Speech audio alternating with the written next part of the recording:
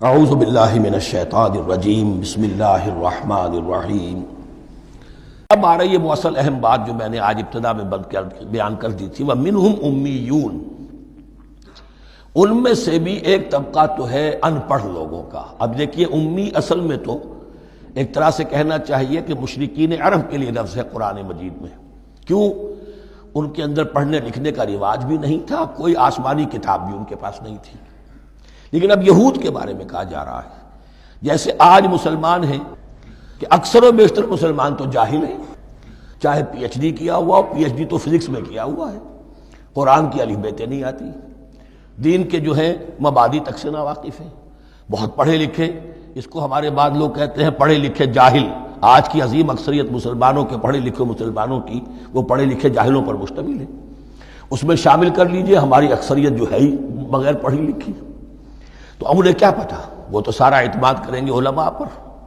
کوئی بریلوی ہیں بریلوی علماء پر اعتماد کریں گے، کوئی دیوبندی ہیں وہ دیوبندی علماء پر اعتماد کریں گے، کوئی اہل حدیث ہیں وہ اہل حدیث علماء پر اعتماد کریں گے۔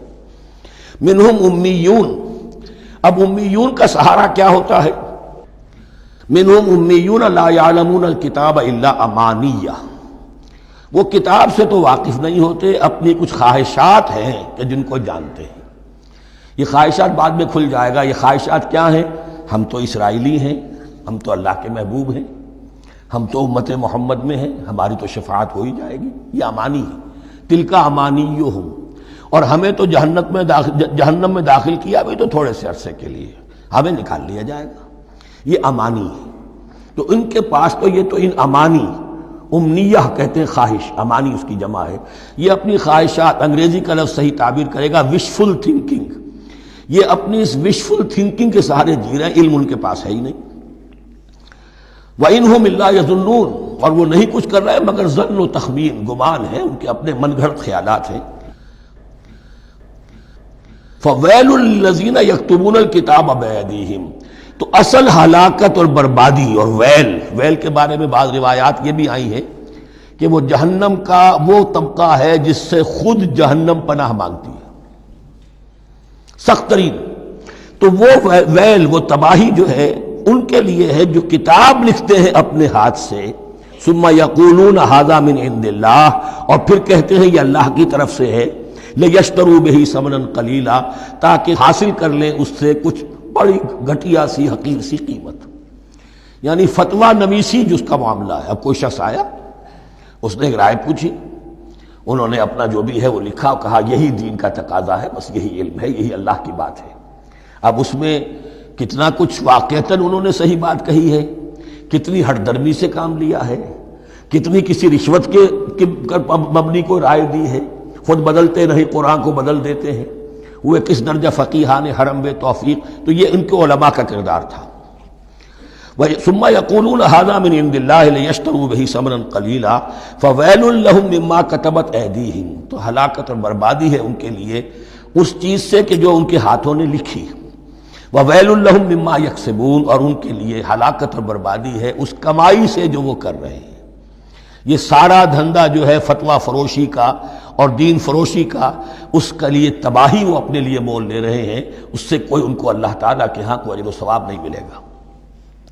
وقالوا، اب یہ آگے امانی، وقالوا لن تمسنا النار الا ایاما معدودہ، وہ کہتے ہیں ہمیں تو آگ چھو ہی نہیں سکتی، ہاں گنتی کے چند دن، صرف یہ کہ دوسروں کی آنکھوں میں دھول جھونکنے کے لیے کہ کوئی اعتراض نہ کر دے، اللہ ہمیں آگ میں پھینکا جا رہا اور ان کو نہیں پھینکا جا رہا، یہ ہم سے بھی بدتر تھے کردار میں، تو شاید ان کا منہ بند کرنے کے لیے چند دن کے لیے ہمیں جہنم میں ڈال دیں گے، پھر فوراً نکال لیں۔ وقالوا لن تمسنا النار الا ایاما معدودہ، اور وہ کہتے ہیں کہ نہیں چھو سکتی ہمیں آگ مگر گنتی کے چند دن۔ قل اتخذتم عند اللہ عہدا، ان سے کہیے کیا تم نے اللہ سے کوئی عہد لے لیا ہے، کوئی قول و قرار ہو گیا ہے؟ فلن یخلف اللہ عہدہ، کہ تمہیں یہ یقین ہے کہ اللہ اپنے عہد کے خلاف نہیں کرے گا؟ ام تقولون علی اللہ ما لا تعلمون، یا تم اللہ کی طرف اس بات کی نسبت کر رہے ہو، تہمت لگا رہے ہو، جڑ رہے ہو یہ بات اللہ پر جو تم نہیں جانتے، جس کے لیے تمہارے پاس کوئی علم نہیں ہے۔ بلا من کسب سیئۃ، اب یہ انتہائی وہ یونیورسل ٹروتھس جو ہیں جو میں نے کہا تھا، ابدی حقائق، اس کی عظیم ترین حقیقت آ رہی ہے، نوٹ کیجئے۔ بلا، کیوں نہیں، من کسب سیئۃ، جس شخص نے جان بوجھ کر ایک گناہ کمایا، لیکن گناہ بڑا، کبائر، صغائر نہیں، سیئۃ یہ اس کی جو تنکیر ہے وہ ایک کا فائدہ بھی دے رہی ہے اور تفخیم کا بھی۔ جس نے بھی جان بوجھ کر کسبا، ایک گناہ کمایا، فاحاطت بہ خطیئتہ، اور اس کی خطا نے اس کا گھیراؤ کر لیا، یعنی ایک ہی گناہ ہے، سود کھا رہا ہے، باقی نماز ہے، تہجد ہے، یہ ہے وہ ہے، لیکن اس ایک گناہ کی برائی بھی اتنی اس کے گرد جو ہے چھا جائے گی کہ پھر اس کی یہ ساری نیکیاں ختم ہو کر رہ جائیں، ایک گناہ۔ بلا من کسب سیئۃ واحاطت بہ خطیئتہ فاولئک اصحاب النار هم فیہا خالدون۔ اس میں ہمارے مفسرین نے یہ لکھا ہے کہ اس کی خطا کاری اتنی اس کے اوپر چھا جائے کہ ایمان کا کوئی اثر باقی نہ رہے۔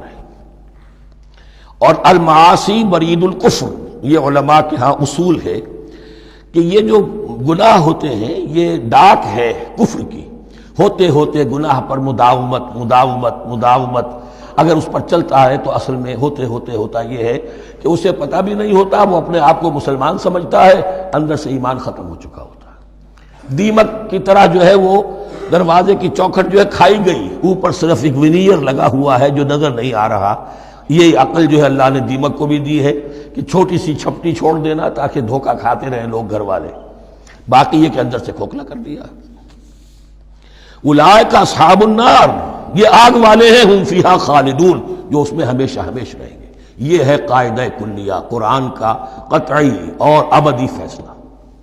صدق اللہ العظیم۔